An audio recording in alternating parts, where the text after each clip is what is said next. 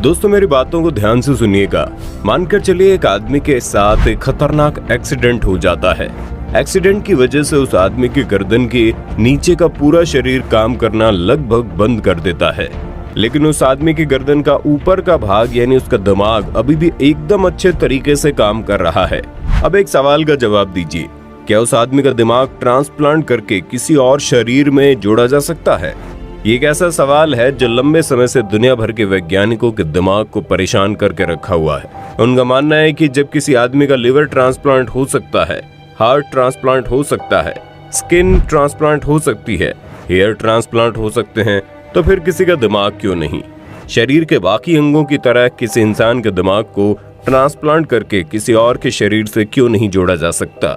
इसी बात को सोचते हुए साल 1900 के दौरान एक ब्रिटिश वैज्ञानिक ने एक अलग नस्ल के कुत्ते के खोपड़ी को उसके शरीर से अलग करके दूसरे नस्ल के कुत्ते के साथ जोड़ दिया। वैज्ञानिकों को इस बात का पूरा भरोसा था कि जैसे ही सर्जरी पूरी होगी कुत्ता होश में आ जाएगा, लेकिन अफसोस कि ऑपरेशन के लगभग एक सप्ताह बाद भी कुत्ता होश में नहीं आया और पता चला उस कुत्ते की मौत हो चुकी है। इसके बाद लगभग साल 1960 के दौरान एक बंदर के साथ ऐसा किया गया। इस बार वैज्ञानिकों को थोड़ी सफलता मिली और हुआ ये कि खोपड़ी को अलग करके किसी दूसरे बंदर के शरीर के साथ जोड़ने के बाद बंदर होश में भी आ गया, लेकिन अफसोस कि बंदर का शरीर का कोई भी अंग काम नहीं कर रहा था और लगभग 9 दिनों बाद उस बंदर की मौत हो गई। जिसके बाद लगातार इस विषय पर दुनिया भर के वैज्ञानिक शोध करते रहे कि आखिर किस तरह करके किसी इंसान की खोपड़ी ट्रांसप्लांट की जा सकती है। अब जो आगे मैं आपको बताने जा रहा हूं उसे सुनने के बाद आप कहेंगे क्या ऐसे भी एक्सपेरिमेंट वैज्ञानिकों ने किए हैं? लगभग 80 साल का वक्त निकल चुका था, जिसके बाद साल 1982 में न्यूयॉर्क सिटी के माउंट सिनाई मेडिकल कॉलेज में एक डॉक्टर ने चूहों के ब्रेन को ट्रांसप्लांट करने की कोशिश की। डॉक्टर ने कई घंटे लगातार मेहनत करने के बाद उस ऑपरेशन को सक्सेसफुली कर दिया और हैरानी की बात तो यह है कि चूहा बिल्कुल सही सलामत था और उसका पूरा अंग एकदम ठीक तरीके से काम कर रहा था। जिसके बाद 6 जून 1998 में पिट्सबर्ग मेडिकल सेंटर सर्जन की टीम ने वर्ल्ड का सबसे पहला ट्रांसप्लांट किया, जिसमें उन्होंने दिमाग के एक सेल को ट्रांसप्लांट किया था। यानी डॉक्टर ज्यादा बड़ा रिस्क नहीं लेना चाहते थे, इसलिए पूरे दिमाग को ट्रांसप्लांट करने की बजाय दिमाग के एक छोटे से हिस्से को ट्रांसप्लांट किया। ट्रांसप्लांट तो ठीक ठाक हो गया, लेकिन अफसोस की सर्जरी के दौरान किसी गलती के कारण एक 62 साल की महिला की दोनों पैर पैरालाइज हो गए।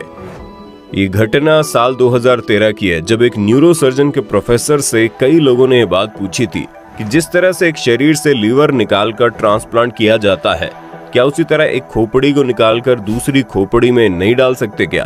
तो इस सवाल के जवाब में सर्जन ने कहा था कि इस तरह के ऑपरेशन फ्यूचर में जरूर होंगे, लेकिन अभी हमारे पास ऐसी टेक्नोलॉजी और साइंस डेवलप नहीं हुई है कि हम ऐसे ऑपरेशन कर सके। मस्तिष्क के स्पाइनल कोड में नर्व फाइबर को जोड़ना बहुत कठिन होता है। नर्व फाइबर को मेरा मतलब है दिमाग से निकलकर हमारे शरीर के छोटे छोटे अंगों तक बड़ी ही बारीक, जिसे हम अपनी आंखों से नहीं देख सकते, वैसे नर्व्स जुड़े होते हैं। उन सभी को काट कर वापस जोड़ना अभी की टेक्नोलॉजी के हिसाब से हमारे लिए असंभव है। इसलिए उन्होंने कहा कि स्पाइनल कोड मतलब कि रीढ़ की हड्डी की चोट इतनी नुकसानदायक होती है कि अगर मस्तिष्क को ट्रांसप्लांट करने में सफल भी हो जाए तो स्पाइनल कोड में लगने वाली चोट के कारण लोग जिंदा नहीं रहते हैं, क्योंकि दिमाग को शरीर से संपर्क बनाने के लिए रीढ़ की हड्डी बहुत ही अहम पार्ट निभाती है। ऐसे में अगर दिमाग को ट्रांसप्लांट किया जाए तो सिर से जुड़ी हुई हड्डी में चोट लग जाएगी और इतने बड़े ऑपरेशन को झेलने के लिए कोई बॉडी जल्दी तैयार नहीं होगी। इसलिए ब्रेन ट्रांसप्लांट से पहले एनिमल टेस्ट किया जाता है और जब एनिमल के ऊपर ये रिसर्च हो रही होती है तो इसका पूरा परमिशन लेकर सरकार से लेना पड़ता है। ये प्रोसेस काफी लंबा होता है। आज भी इस प्रोसेस को सही से करना मेडिकल साइंस के लिए एक चुनौती है। इतना ही नहीं, किसी भी ब्रेन ट्रांसप्लांट कराने के लिए बहुत ही ज्यादा रुपयों की आवश्यकता होती है, लगभग $13 मिलियन। अगर भारतीय रुपयों में बात करें तो लगभग 9,620 लाख रुपए। इसमें लगभग 150 ऑपरेशन होते हैं। इन सभी ऑपरेशंस में लगभग 36 घंटे का समय लगता है। इसमें सबसे इम्पोर्टेंट काम ब्रेन को फ्रीज करना होता है, जिसमें दिमाग के पूरे सिस्टम को रोक दिया जाता है और फिर दिमाग को मरने से बचा लिया जाता है। गर्दन और नसों को जोड़ने वाले ट्यूब्स को गर्दन में फिट कर दिया जाता है और फिर स्पाइनल कोड को काटा जाता है। ये सबसे मुश्किल काम होता है। स्पाइनल कोड को काटने के लिए किसी आम चाकू का इस्तेमाल नहीं होता। इसे काटने के लिए हीरे से बनी चाकू का इस्तेमाल होता है और अंत में मसल्स, नाउज और ऑर्गन्स को फिर से जोड़ा जाता है। ये काम ठीक उसी तरह होता है जैसे कपड़ों को सिला जाता है। ये काम बहुत ही मुश्किल होता है क्योंकि दिमाग इंसान के शरीर का सबसे इम्पोर्टेंट पार्ट होता है। ब्रेन ट्रांसप्लांट करना आज भी साइंस के लिए एक चुनौती बना हुआ है क्योंकि इस वक्त पूरी दुनिया में अब तक ऐसा एक भी केस नहीं हुआ है जब किसी एक इंसान की खोपड़ी को उसके शरीर से अलग करके किसी दूसरे शरीर के साथ फिट किया गया हो।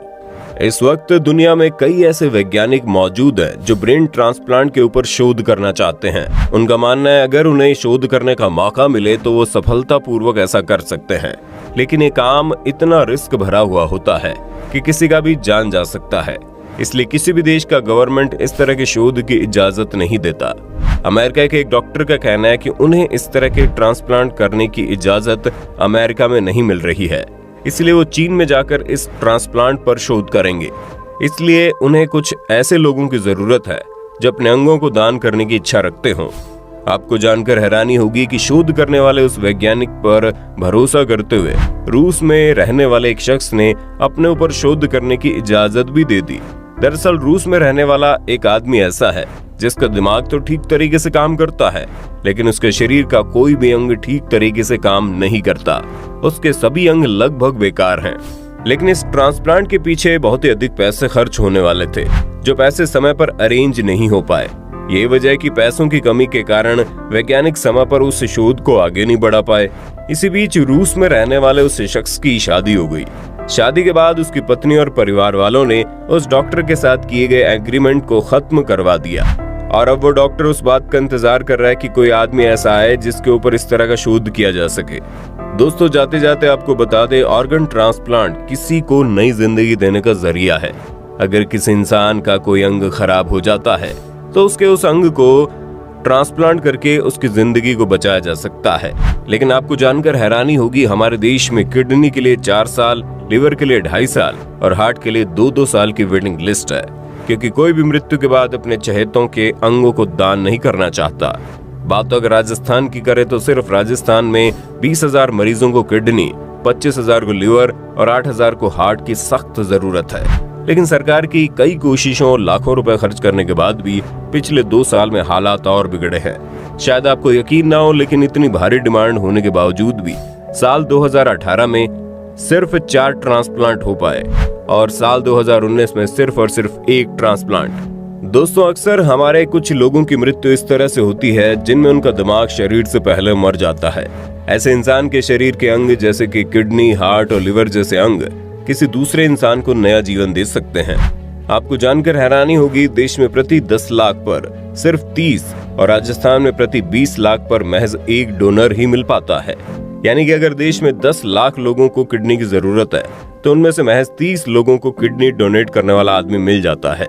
यही वजह कि प्रदेश के 53,000 से ज्यादा लोग कई साल से ऑर्गन का इंतजार कर रहे हैं और अधिकतर लोग तो ऐसे हैं जो डोनर का इंतजार करते करते ही मौत की नींद सो जाते हैं।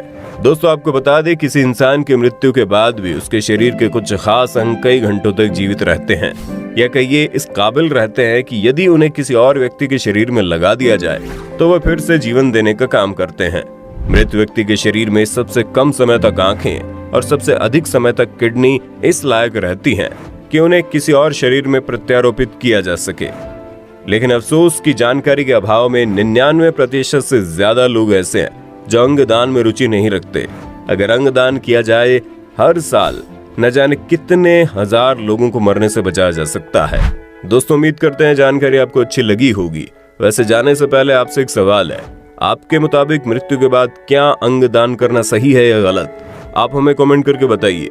वीडियो अच्छी लगी तो लाइक कीजिए, चैनल को सब्सक्राइब करके बेल आइकन दबा देना, क्योंकि the earth adventure in Hindi की टीम आपके लिए हर रोज ऐसे ही जानकारियां लाती रहती है।